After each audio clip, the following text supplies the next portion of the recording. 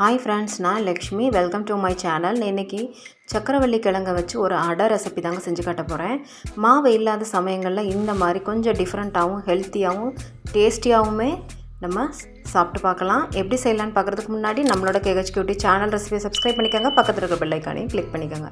இதுக்கு நான் 1/2 கிலோ அளவுக்கு சக்கரவள்ளி கிழங்கு எடுத்துக்க அதை நல்லா தோல் சீவிட்டு நல்லா சுத்தம் பண்ணிவிட்டு அதுக்கப்புறம் நல்லா துருவி எடுத்துக்கோங்க. நான் இதுக்கு ஒரே ஒரு வெங்காயம் நல்ல மீடியம் சைஸ் வெங்காயமாக கட் பண்ணி சேர்த்துக்கிட்டேன். 2 பச்சை மிளகா சின்ன சின்னதாக நறுக்கி சேர்த்துக்கோங்க. கொத்தமல்லி தழை பார்த்திங்கன்னா ஒரு கையளவு இருக்க மாதிரி நல்லா பொடியாக நறுக்கி அதையும் சேர்த்துக்கிட்டாச்சு.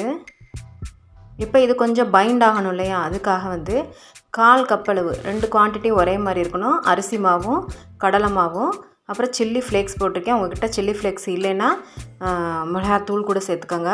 உப்பு தேவையான அளவு சேர்த்துக்கோங்க.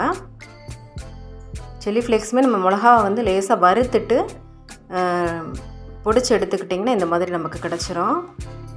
இல்லாத பட்சத்துக்கு நான் நீங்கள் இது சேர்த்துக்கோங்க, மிளகாய் தூள் சேர்த்துக்கோங்க. இப்போ இதையெல்லாம் ஒன்றா சேர்த்து கலந்துக்கலாம்.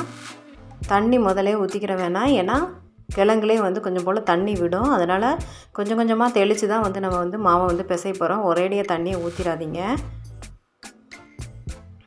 நல்லா இந்த மாதிரி பிசைஞ்சிக்கலாம். இந்த அளவுக்கு இருக்கணுங்க. மாவை அப்படியே நம்ம கரண்டியில் தட்டினோன்னா நல்லா தட்டி நமக்கு ஸ்ப்ரெட் ஆகணும். அந்த அளவுக்கு இருக்கணும் மாவு. இதுதான் கரெக்டான கன்சிஸ்டன்சி. இப்போ தோசை தவாவை ஹீட் பண்ணிடலாம்.